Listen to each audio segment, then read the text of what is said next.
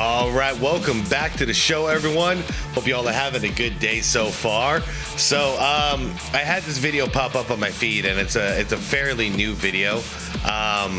It's about Jerry Krause, okay? It's titled 6 Rings versus 10 Rings, how Jerry Krause cost the Bulls $200 million and 4 championships. Well, I don't know about all that, but I mean, well, yeah, we'll see. We'll see the video through. You all know how I feel about Jerry Krause. I thought he was a great GM, but they say don't speak ill of the dead, but like, I never spoke well of him while he was alive. So I don't feel like it's appropriate to pretend or fake and how I feel about the guy just because now he's passed away. I was very honest about how I felt when he was alive. So all these years, ever since I was a kid, all the way till now. So if that offends anybody, sorry, it is what it is. But I'm not going to change my opinion on someone just because they're no longer here. I'm going to keep it consistent. So anyways, I thought it was a great GM. Brilliant mind when it comes to putting pieces together. I thought he was a terrible person. Ultimate fragile ego. And it was that freaking ego that cost. Yeah, Jordan should have played out his days as a Chicago Bull. Phil Jackson should have never got fired. Scottie Pippen should have got paid. A lot of things should have happened. Anyways, you guys, one thing I'm excited about is that this is a tiny channel. 215 subscribers. 215. Yeah, you heard it right. I'm going to go and subscribe right now.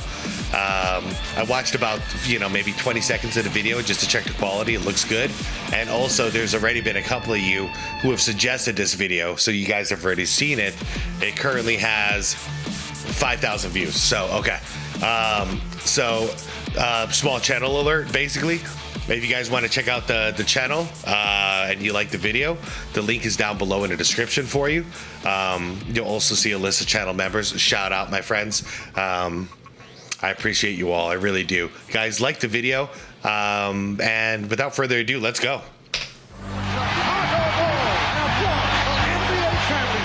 They have become the 14th in NBA history to win 3 in a row. The Chicago Bulls have won their 6th NBA championship, and it's their 2nd three-peat. Players and coaches alone don't win championships that organizations do. Granted, I think organizations put together teams, but at the end of the day, the teams got to go out and play. Jerry Krause. Yeah. Jerry Krause. Jerry Krause. Jerry Krause. Jerry Krause. Jerry Krause. Jerry Krause. Jerry Krause. Jerry Krause. Jerry Krause. June 14th, 1998. Salt Lake City, 5.2 seconds left. Michael Jordan steals the ball. The crossover, the shot, championship number 6. Bang. The Chicago Bulls had just completed the greatest dynasty in basketball history. 6 championships in 8 years. The GOAT at his peak. Basketball perfection. But this celebration would be their last. Because 60 days later, the greatest dynasty in NBA history would immediately self-implode. It started with a draft pick, June 19th, 1984. The Chicago Bulls, coming off a 27-win season, selected a skinny kid from North Carolina with the 3rd overall pick. The Chicago Bulls pick Michael Jordan of the University of North Carolina. Every time I hear that, it takes me back to Come Fly With Me, by the way. I guess if you know, you know. Michael Jordan arrived in Chicago with a promise. I said then when I got here in this city that we would be champions by the time I leave. But one man doesn't make a dynasty. That takes an architect. Jerry Krause, 5'6", overweight, socially awkward. The players called him the Sleuth. But this man had a vision. In 1987, he rescued Phil Jackson from the CBA. That same year, he finagled for Scottie Pippen. Piece by piece, he built a championship machine. 1991, the breakthrough. The Bulls defeated Magic Johnson's Lakers for their first championship. I'll tell you, if Jerry Krause didn't have that ego problem, he'd be known as the greatest GM in NBA history. But he had to go and blow it all up because of his ego. And after that, you either hear that he's the greatest of all time or the worst of all time. He did that.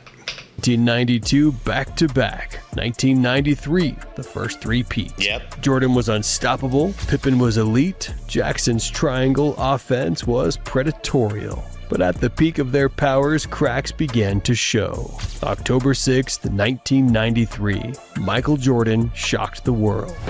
My decision not to play the game of basketball in the NBA doesn't mean I'm not going to play basketball somewhere else. I just feel that I don't have anything else for myself to prove. For 18 months, the king was gone. The Bulls struggled without him, but Jerry Krause wasn't idle.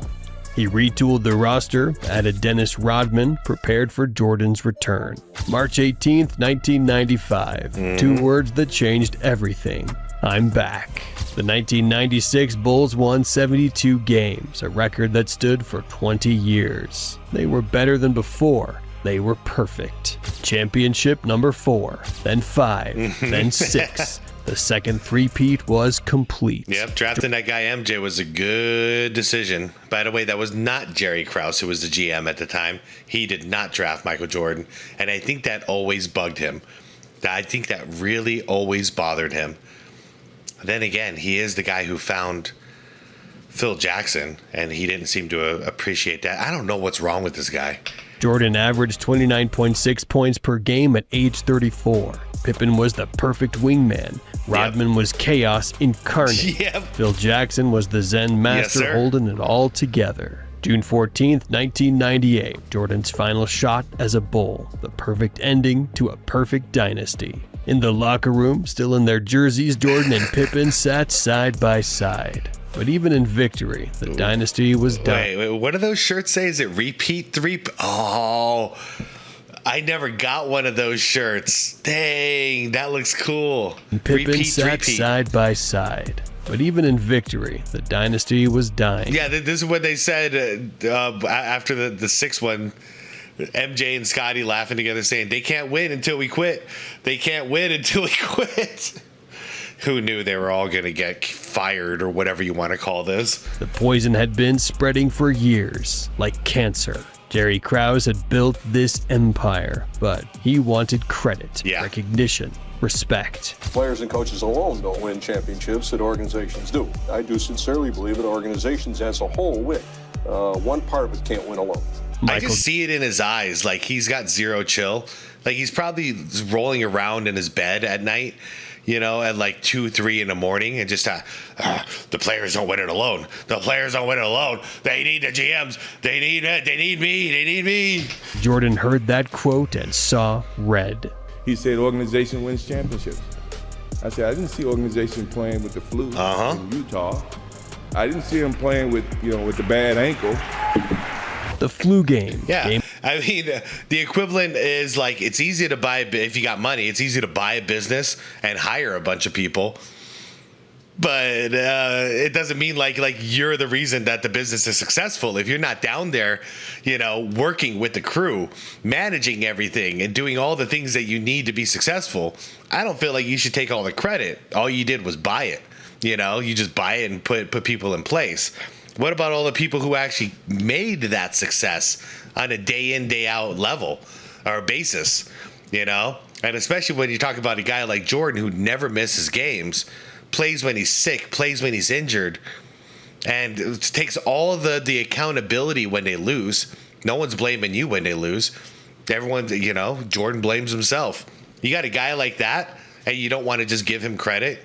That you give that guy the key to the building. Game 5, 1997, finals. Jordan, sick with food poisoning, scored 38 points to beat Utah. Yes, sir. That was a player winning a championship, not an organization. Yep. The relationship between Krause and his stars was toxic. Scottie Pippen, the second best player on the team, 6th on Bulls payroll, was making $2.775 million in 1998. He was the 122nd highest paid player in the NBA. Pippen had signed a team-friendly deal in 1991, thinking it would show loyalty. By 1998, he was furious. Well, it's not to the point that I want to, slap a shot back at management in any way. I'm not going to say that, I'm going to put one on. I'm not going to play there anymore. And that's that. And I have that freedom and I have that right to do that. Phil Jackson. The interesting thing to me, though, is when he was demanding a trade, okay, he was still under the same original low ball contract that he signed. So if Scotty would have if they would have actually traded him like they asked him to, then he would have just ended up on a new team with the same pay, because the contract didn't expire yet. So I never quite understood that part. I know he's angry. I get all that. But what was being traded going to solve? You're on a championship team. You know what I mean? Like, it doesn't get better than this. So at least if you're getting paid low, you're winning.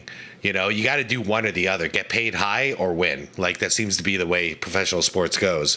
It's hard to accomplish both. Get a ton of money plus win. But he was never going to get paid more until the contract expired anyway. So why not just play through 98 and, do exactly how it really played out. Play through 98, get a new contract. And if you really want to go still, then then it's a sign and trade like what actually happened. Coach who had won 5 championships in 7 years was also in Krause's crosshairs. Jerry Krause told Phil that, he can go 82-0 and he would never get the chance to come back. November 1st, 1997, the Bulls ring ceremony for championship number 5. Well, we're a 5-time champion going for 6. If we never win another one, we're certainly going to win the 6th one. And we need your support. Thank you very, very much.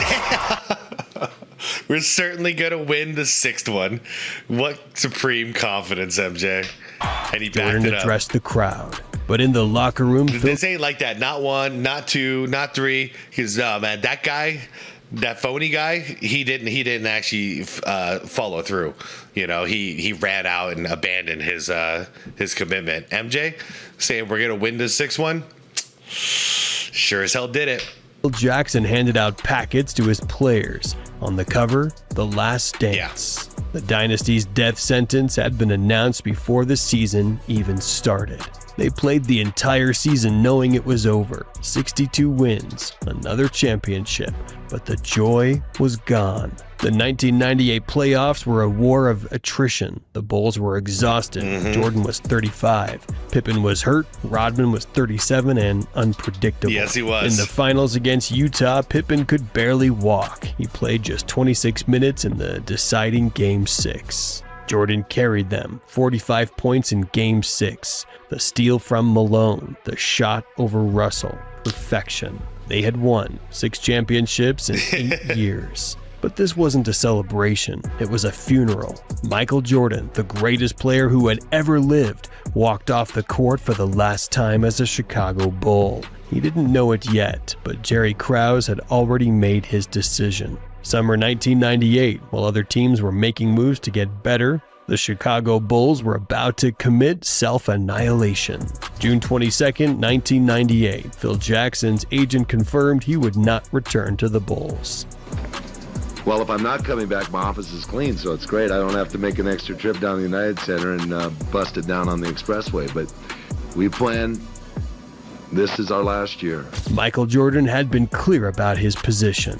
January 13th, 1999, Michael Jordan announced his second retirement. One by one, the dynasty crumbled. By the way, once again, he followed through. MJ in the beginning of the season and throughout the season continuously said, if you fire my coach, basically he said, I'm not going to play for another coach here. So if you fire my coach, then I'm going to retire. He said it so clear as day, over and over and over again.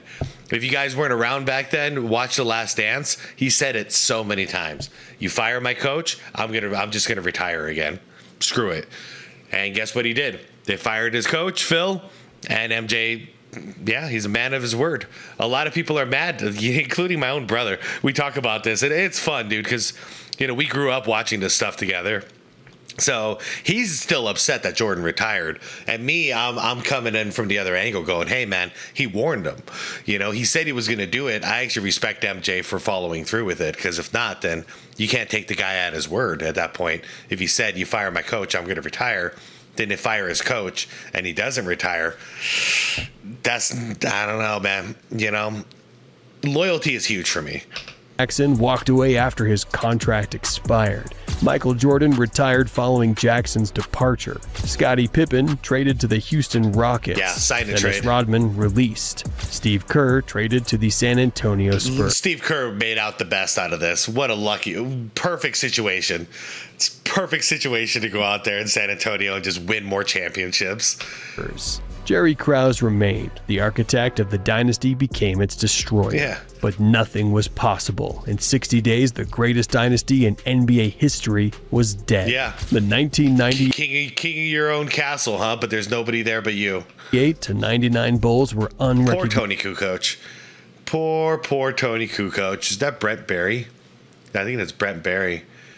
What else is going on here? Wow. Bill Wennington. I mean, Harp. Randy Brown. Dang. Y'all got stuck in this mess? New coach Tim Floyd, new players, new everything. They won 13 games. 13. The defending champions had become the worst team in basketball. The fans stayed away. The magic was gone. The Bulls had gone from 62 wins to 13 wins in one season, the largest drop-off by a defending champion in NBA history. For 6 years, they missed the playoffs. 6 years of irrelevance. 6 years of wondering, what if? 119 wins, 341 losses, the second worst six-season record in NBA history. While the Bulls crumbled, their former stars proved Jerry Krause wrong. Phil Jackson joined the Lakers and immediately won 3 straight championships. Okay, I said Steve Kerr made out the best, but maybe Phil did, huh? Same coach, different organization.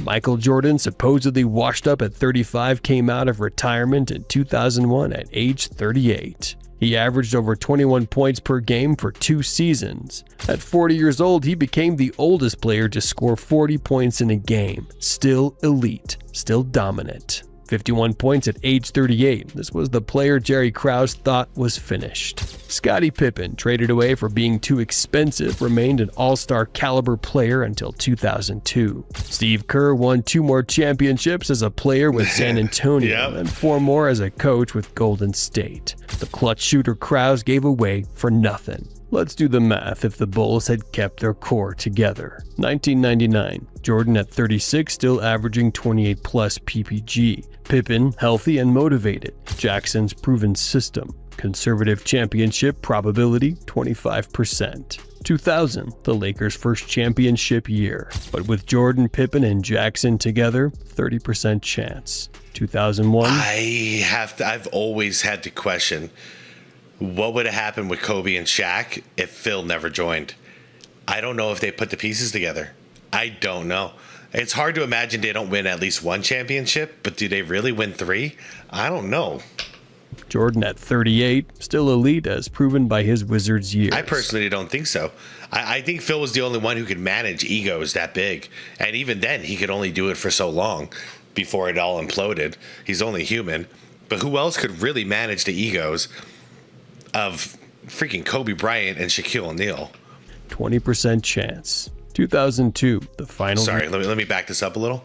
30% chance. 2001, Jordan at 38, still elite as proven by his Wizards years. 20% chance. 2002, the final realistic year. 15% chance. Mathematical exception, 0.9 additional championships. Realistically, they win at least 1 more, possibly 2. That final shot in 1998 could have been championship number 6 of 8. Or 9. We'll never know. By destroying their dynasty, the Bulls changed NBA history. I gotta say, oh, that's too bright. After seeing how beat up the Bulls were at the end of 98, I don't think they were going to get a 4th straight, you guys. I think they were exhausted. I think they needed a break. So I think that they would probably lose the upcoming year in 98, 99. But then by 99, 2000, I think they had enough gas in the tank to win another one. I really do.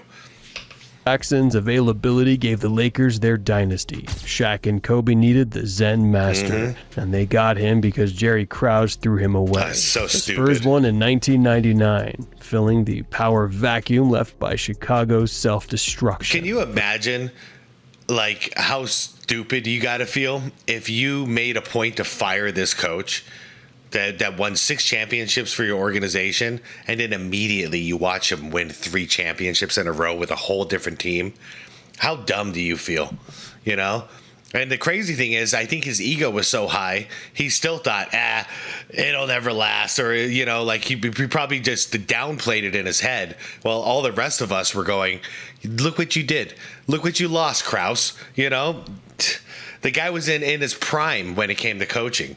And that prime was going to last another 10 years. For 6 years, the NBA had no dominant force, no dynasty, no team that struck fear into opponents' hearts. Yeah. The Bulls had been that team, and they chose to dismantle. Jerry Krause got his rebuild, but at what cost? In 2024, 26 years later, Bulls fans still booed his name at a ceremony honoring the dynasty. Even in death, he couldn't escape the hatred. Yeah. Basketball Hall of Famer and former Bulls general manager, Jerry Krause.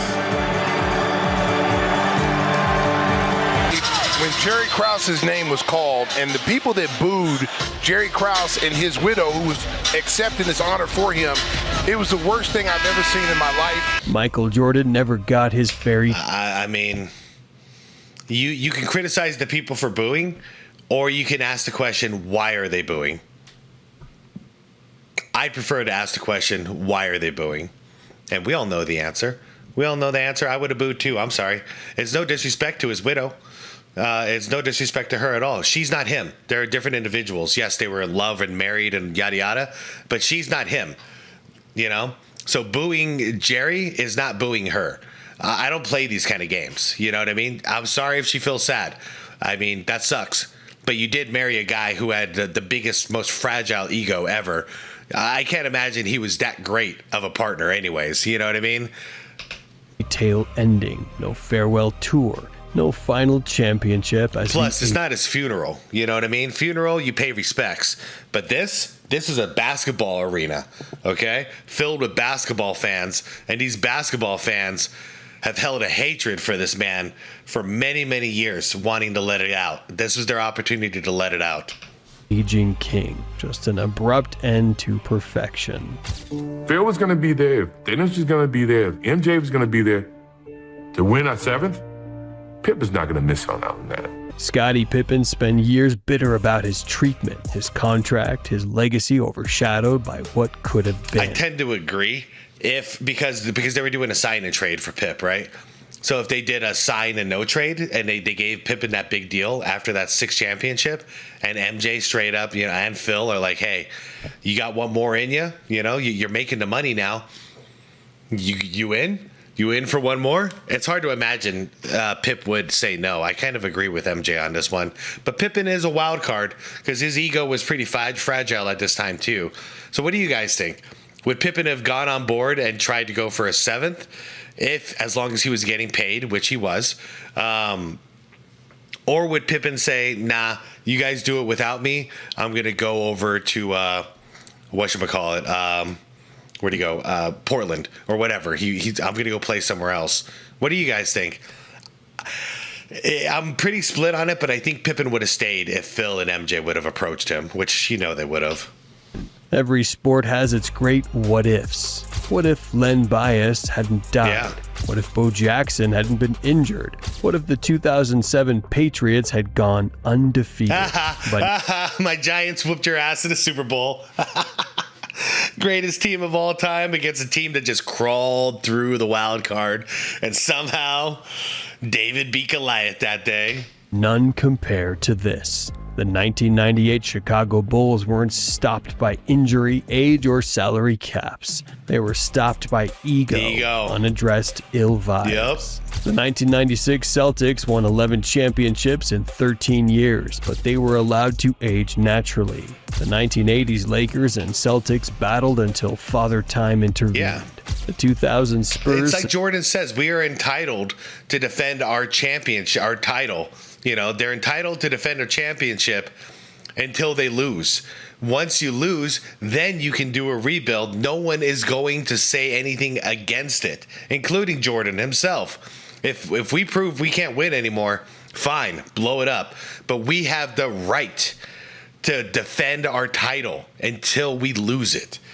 I don't know where Jerry Krause obviously never played a sport in his entire life. Look at the guy. You know, he doesn't know what sports is. He doesn't know what the mindset is. He doesn't know the secret rules that we all have. You know? I don't know, man. It's... See? This is why I prefaced the video where I'm not going to pretend like I'm going to be nice to the guy because he's no longer with us. Like, hell no. Sustained excellence for 15 years. The Bulls, they chose to end it at their peak after winning a championship. It's unprecedented in sports history. Today's NBA makes dynasties nearly impossible. The salary cap, luxury tax, and player movement have created parity. We've had 7 different champions in the last 7 years. The era of sustained dominance is over, which makes the Bulls' decision even more tragic. They had something that can never exist again. A homegrown dynasty with the greatest player ever in his prime, with years left to dominate. And they threw it all away. Let's quantify the destruction. Financial impact: the Bulls lost an estimated $200 million in revenue from 1999 to 2004. Competitive impact: 5 years without playoffs, 0 conference. By the way, shout out to D Rose getting his. We'll talk about the Bulls organization doing something right. This is the son of Jerry Reinsdorf. I have a hard time saying that name. I apologize, but Jerry, the new owner, the old owner, Jerry's son, Reinsdorf. I gotta get that down. So Jerry Reinsdorf, it's his son that basically made the decision and surprised Derrick Rose. Derrick Rose getting that number 1, retired. And I'm really, really happy for him, man. It belongs up in that rafter. Finals appearances until 2011. Cultural impact: Chicago went from the basketball capital of the world 369 to irrelevant. Historical impact: the greatest what if in sports history. The United Center, once the loudest building in basketball, became a mausoleum. Fans stayed away. The magic was gone. Yeah. Despite not only the team sucks, but if I was a fan, I'd be heartbroken and I'd want to make a statement with my wallet. F you to the Bulls front office. Like, F you. We were just on top of the world and you blew it up and we're the worst team now. Forget you guys. I'm not supporting this.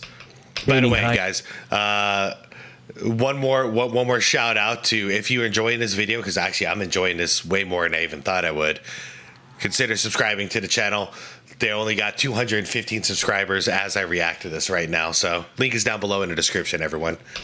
High attendance initially due to Jordan's legacy, the Bulls eventually saw their fan base erode as the losing continued. Jerry Krause died in 2017, still defending his decisions, still believing organizations win championships. Yeah, well, your organization didn't win any championships ever again. And guess what? Phil won 3 more immediately.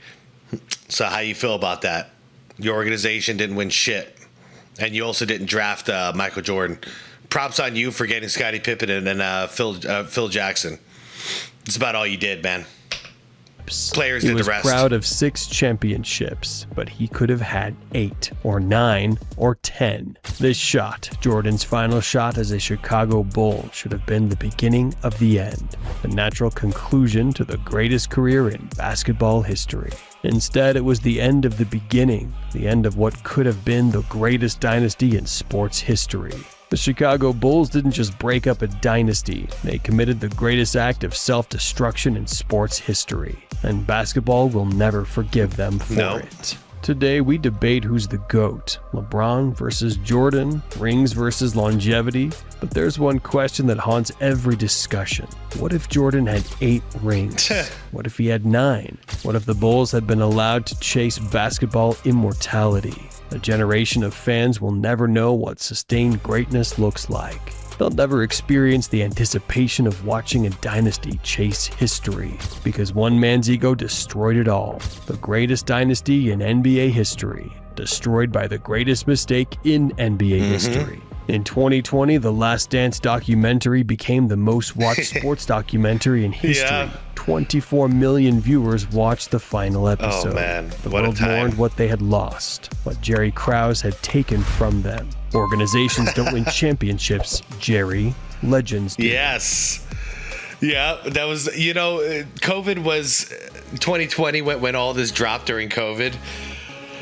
It was the most divisive time I've ever experienced as an American in my entire life. I'd never seen anything like this. Like, everyone was just out for each other's blood. It was a terrible time. All the while, we're all scared.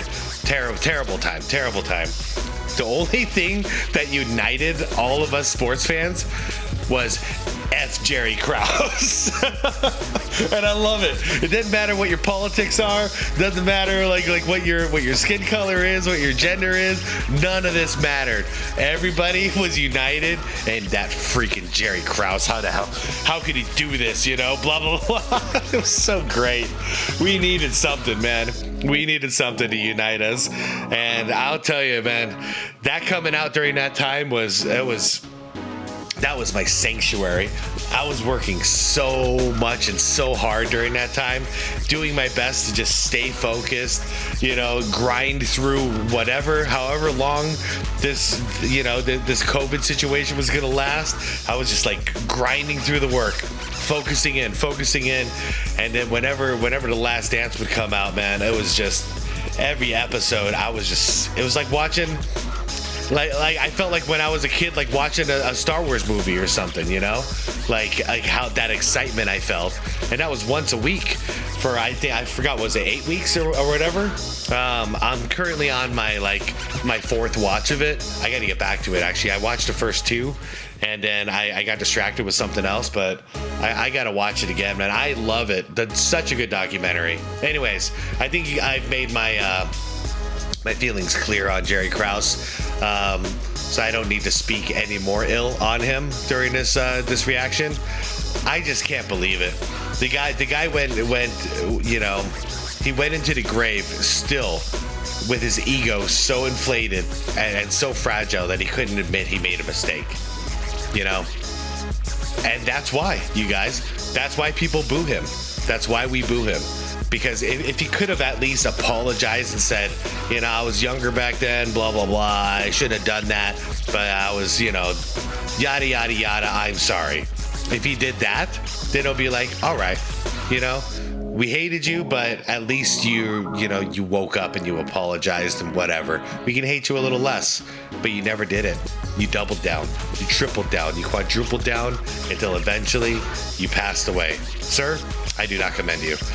Guys, this is a great video. Beyond the Buzzer is the name of the channel. It's linked down below in the description if you guys want to check it out. I'm actually going to check out and see what else they got, because this seems like a great video quality-wise for 215 subscribers. I'm very impressed. So, guys, with that, I'm going to head out. I'll see you all in the comments. Like the video, subscribe to the channel if you want more content like this, and most importantly, be water, my friends.